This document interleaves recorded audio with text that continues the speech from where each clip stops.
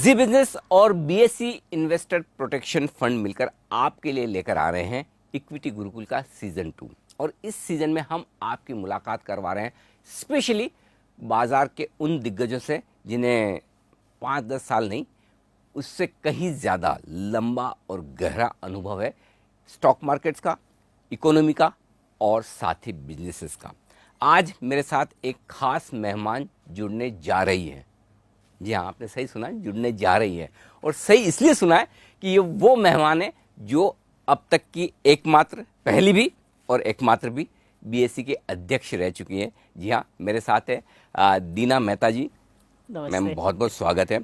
वैसे तो मैं तो बहुत अच्छे से आपको जानता हूँ और कई सालों से आपको देख रहा हूँ, सीख रहा हूँ, लेकिन चूंकि हमारे दर्शक जो कम जानते हैं उन्हें मैं बता दूँ कि दीना जी खुद बीएससी की 2001 में प्रेसिडेंट रह चुकी हैं।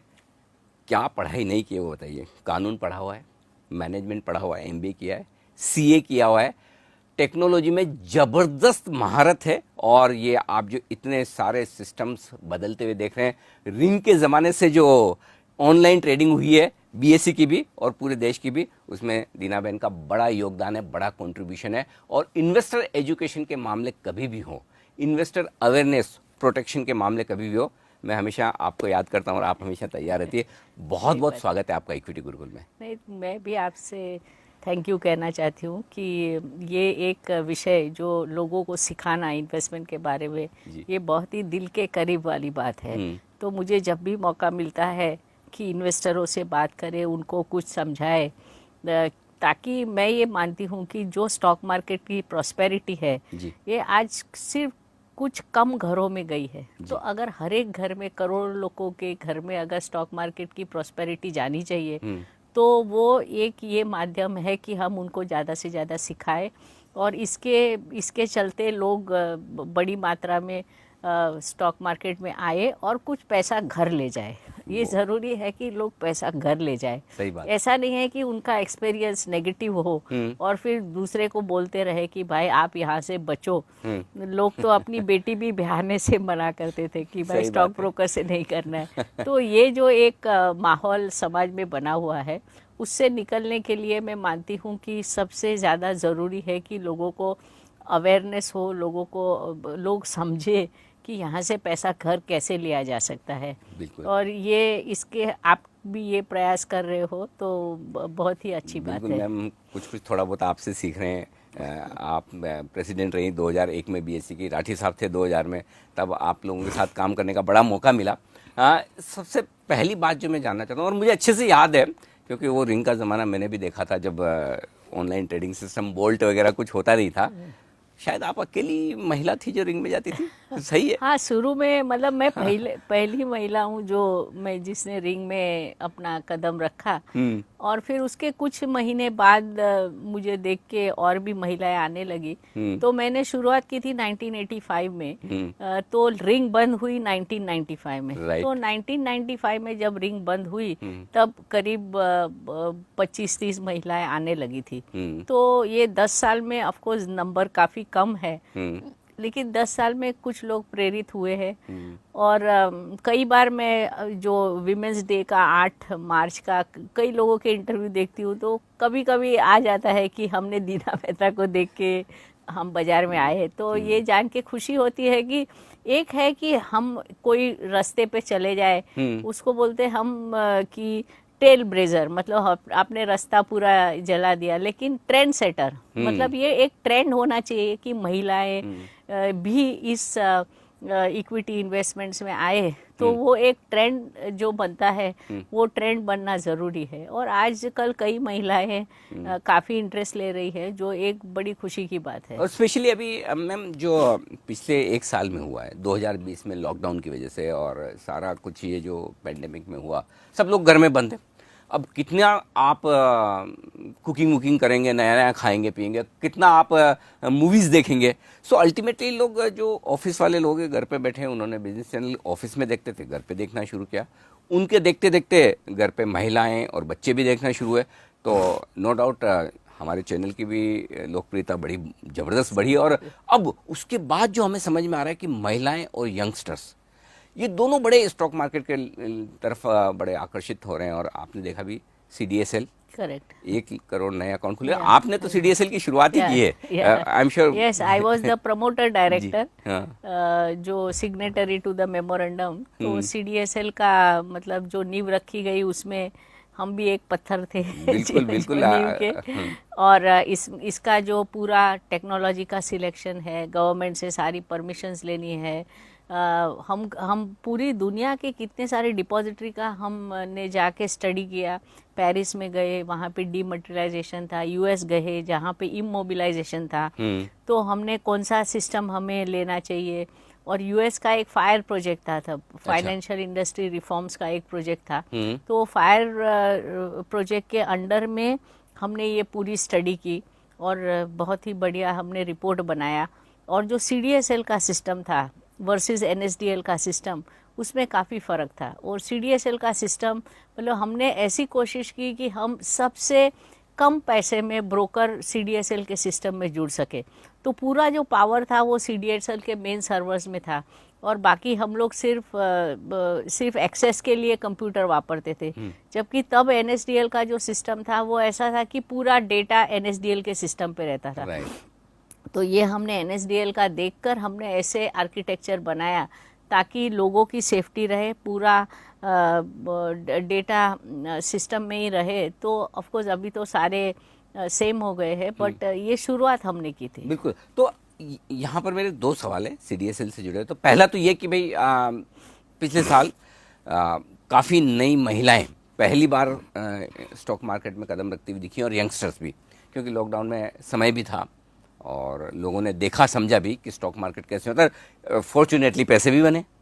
तो सबसे पहले महिलाएं जिनका इंटरेस्ट आमतौर पर कम है, न सिर्फ स्टॉक मार्केट में, वो तो दूर की बात है, पैसा बचाने से मतलब और निवेश करने को लेकर इंटरेस्ट नहीं कि ठीक है ये तो हस्बैंड का काम है, भाई का काम है, पिताजी का काम है टाइप्स। तो पहले उनको आप क्या सलाह देंगे? नहीं, मैं तो ये हमेशा कहती आई हूँ कि लक्ष्मी और सरस्वती ये दोनों महिलाएं हैं जी। और स्टॉक मार्केट में लक्ष्मी बनती है सरस्वती के जरिए। सही बात तो आपको कुछ सीखना पड़ेगा ताकि आप पैसे कमा सकते हो।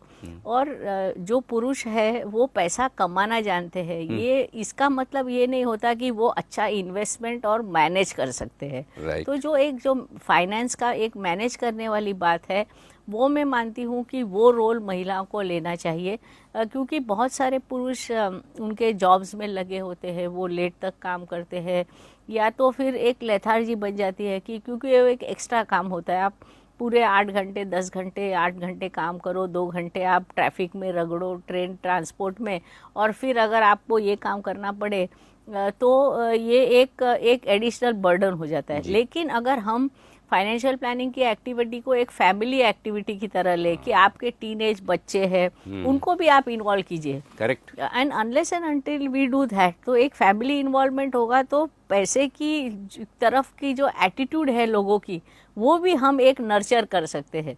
जैसे कि मेरे घर में मुझे याद है, मेरे बच्चे छोटे थे तो मैं एक कबट में 20,000 रुपये, बोले ये महीने का एक्स्ट्रा खर्चे के ये पैसे हैं, आप इसमें से वापरो, आप हिसाब लिखो, जब पैसे खत्म होंगे तो खत्म हो गए, फिर अगले महीने आएंगे। ठीक बात तो है। कभी कभी 20 तारीख को खत्म होते, कभी 25 तारीख को खत्म होते, फिर उनको पता है कि अगले 5 दिन हम पिज्जा नहीं मंगा सकते। सही बात है। तो वो एक डिसिप्लिन है कि money is not unlimited, money is limited, और उसको रिस्पेक्ट करना चाहिए और उसको जरूरत के हिसाब से हमको खर्चना चाहिए। तो ये एक बेसिक लर्निंग है।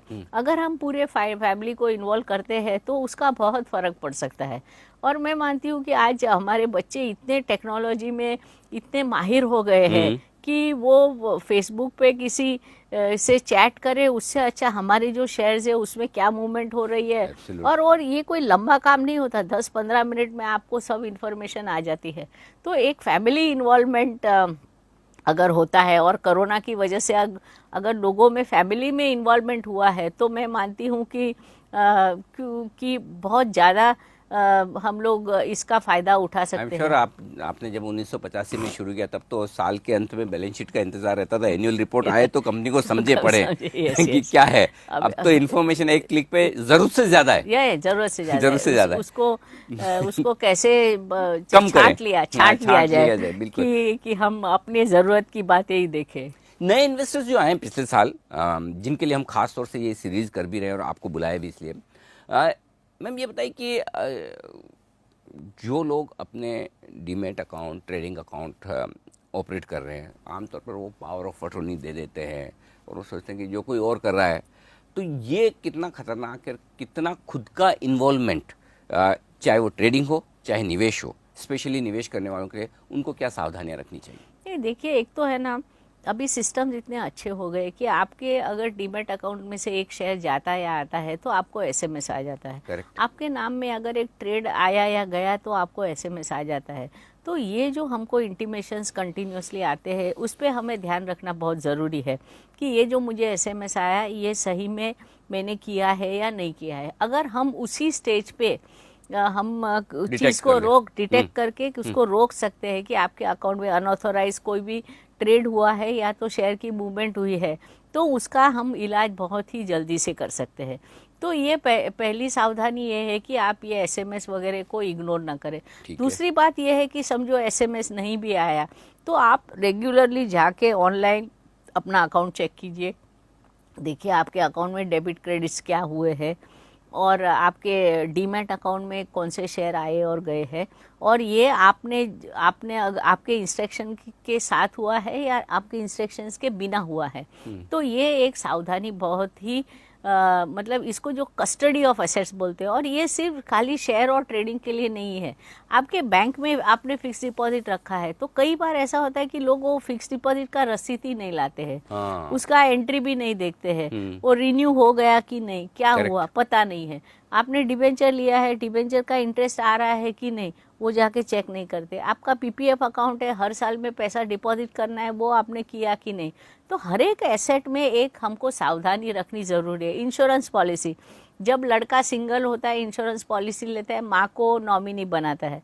शादी हो गई, वाइफ को नॉमिनी बनाना चाहिए क्योंकि उसके लिए इंश्योरेंस पॉलिसी ली गई है।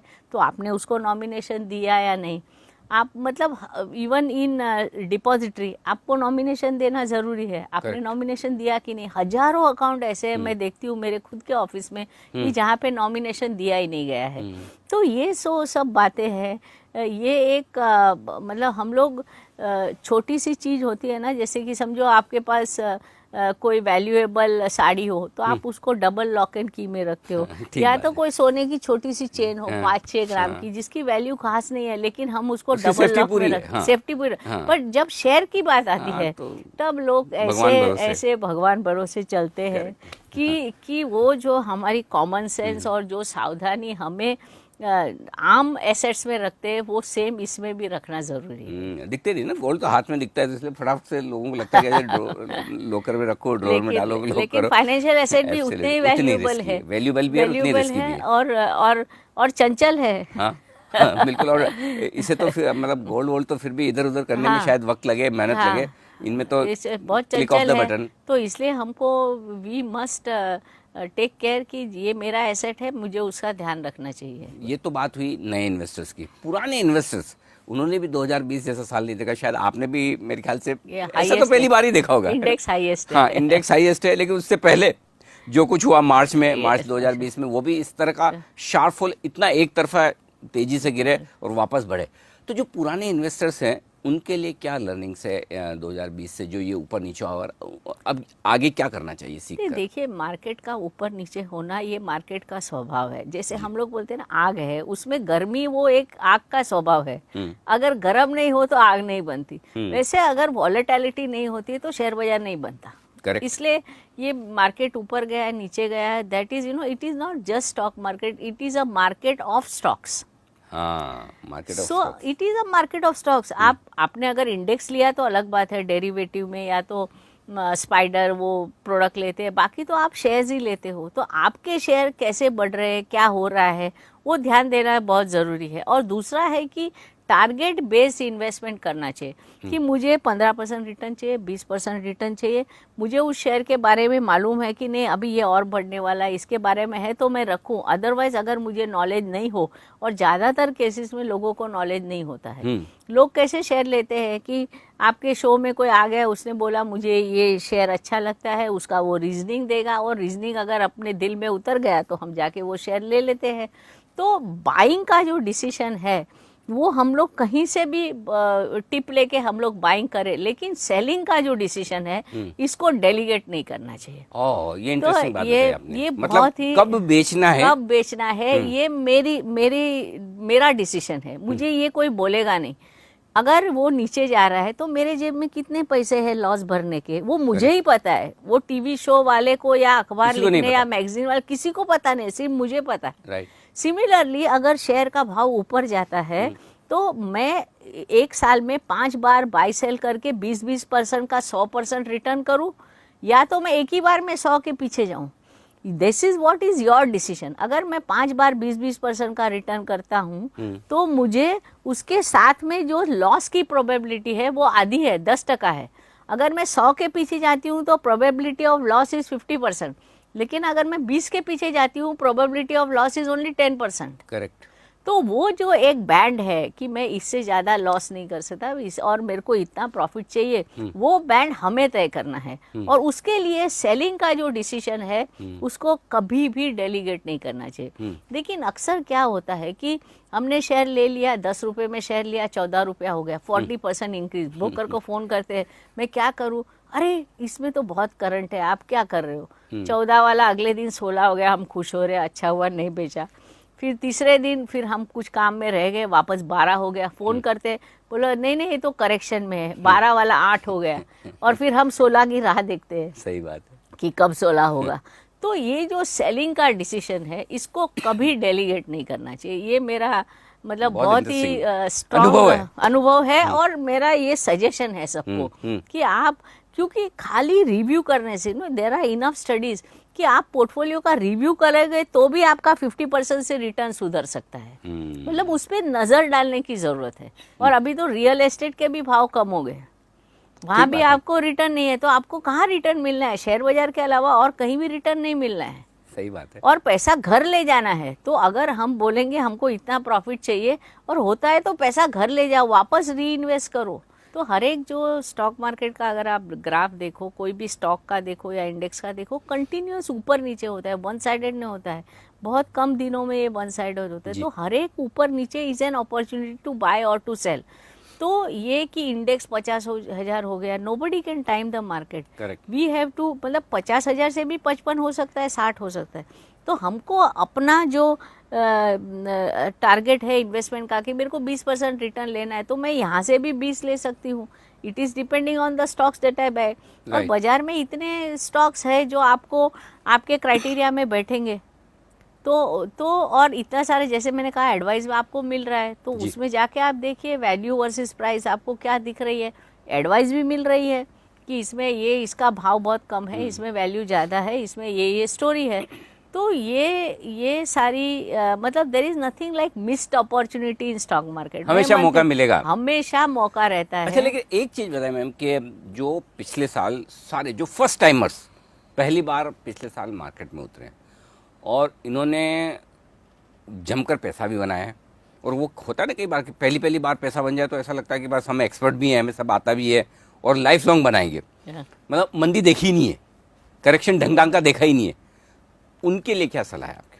देखिए, जब हम पहली बार, अभी ये स्टॉक एक्सचेंज का नया बिल्डिंग है, इसके पहले पुरानी रिंग थी जी। पुरानी रिंग में हम पहली बार जब देखने गए थे तो जो हमको दिखा रहा था उसने बताया कि ये हर एक टाइल के नीचे एक स्पेक्यूलेटर सोया हुआ है, इसके नीचे दबा हुआ है कि every you have to lose money to earn money. तो ठीक है, आपने पैसा बना लिया, वो पैसे को घर भी लेके जाओ। ऐसा नहीं है कि, मतलब उसमें सोच समझ के, अगर फेनोमेनल रिटर्न हो गया 30, 40, 50% और आपको, मतलब आपको ऐसे समझो नसीब से ही लॉटरी लग गई है, तो ऐसा पैसा आपको घर कर लेना चाहिए। और उसके बाद में आपको समझ के कि कौन से मुझे शेयर लेने हैं, उस हिसाब से आपको अपना पोर्टफोलियो बना के समझदारी से इन्वेस्टमेंट करना चाहिए।